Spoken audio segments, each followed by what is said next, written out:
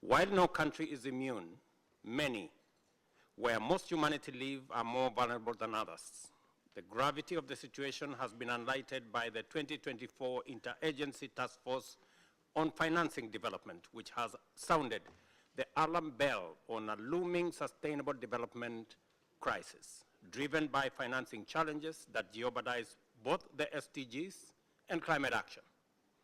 In the circumstances, the upcoming 4th International Conference on Financing for Development may be our last opportunity to make the radical changes needed to realize and realign our development priorities to meet the SDGs by 2030. We must urgently close financing gaps, bridge international divides, and restore trust in multilateralism.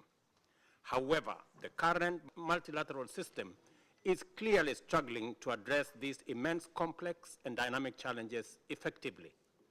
As a member of the SDG Stimulus Leaders Group, which coordinates the mobilization of financial resources needed to accelerate global progress towards 2030 agenda. And as we do our best to achieve this goal, we also must recognize that the prevailing multilateral institutional architecture is dysfunctional, or at least highly ineffective, and cannot be relied upon to provide the solutions for the world that we all urgently need. This is why countries are increasingly turning to innovative, homegrown approaches to solve their most pressing problems.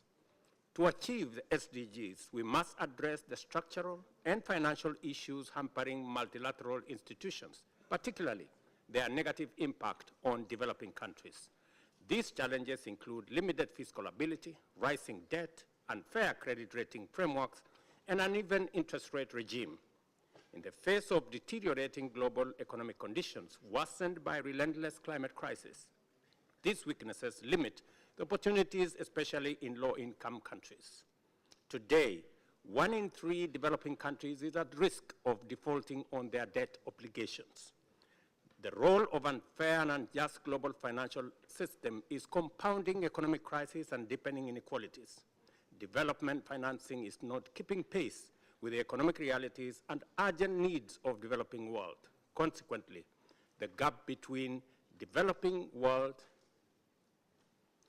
and developing nations continue to grow, creating a form of development apartheid.